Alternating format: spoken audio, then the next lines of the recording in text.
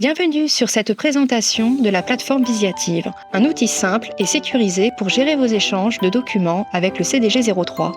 Dans votre boîte mail, recherchez une invitation à rejoindre la plateforme Visiative. Cliquez sur le bouton Rejoindre la plateforme. Vous accédez alors au portail de connexion. Cliquez sur le bouton Démarrer.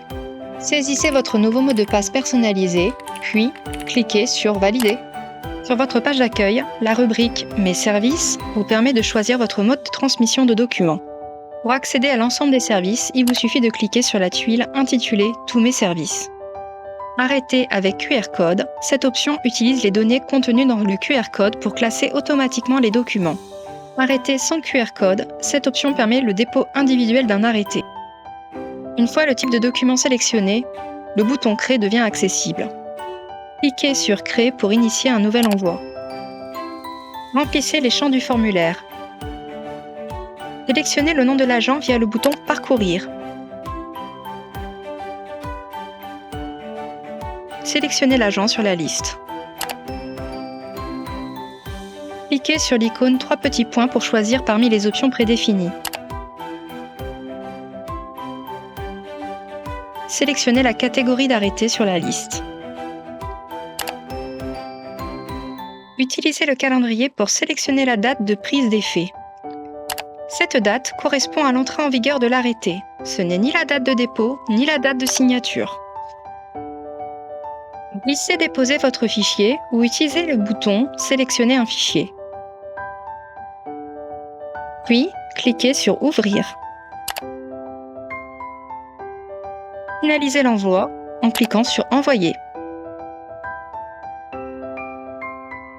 Lorsque vous déposez un arrêté contenant un QR code, aucune saisie manuelle des champs n'est nécessaire. Le système lira automatiquement les informations présentes dans le QR code. Cliquez Déposer votre fichier ou utilisez le bouton Sélectionner un fichier. Puis, cliquez sur Ouvrir. Utilisez le calendrier pour sélectionner la date de prise d'effet.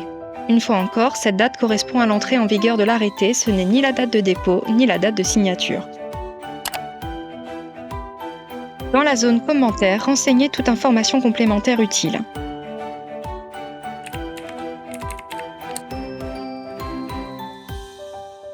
Finalisez l'envoi en cliquant sur Envoyer.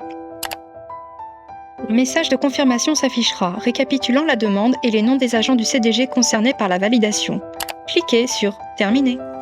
Après avoir déposé un document, vous êtes automatiquement redirigé vers l'historique demande en cours. Pour revenir à l'écran d'accueil, il vous suffit de cliquer sur le picto, situé en haut à gauche de l'écran. Sur la page d'accueil, vous avez également accès à l'historique de vos envois via la rubrique Demande en cours. 3 étapes de demande sont possibles. Demande, validation ou refus. En cas de refus, le document est rejeté, généralement avec un commentaire expliquant le motif.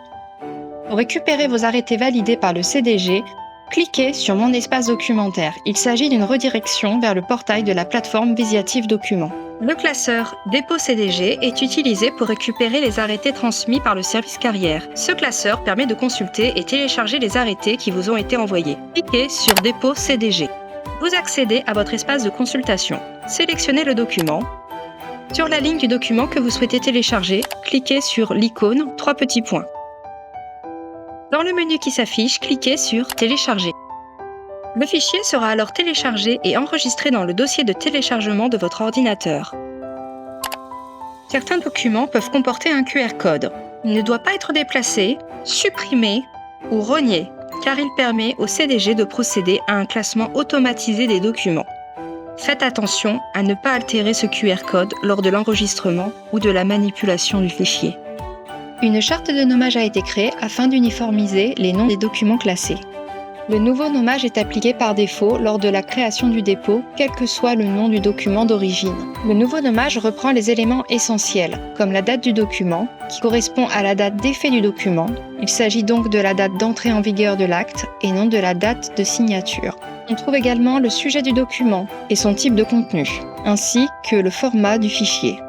Le nommage du document attribué par défaut est le suivant: date du document, sujet du document, format du document.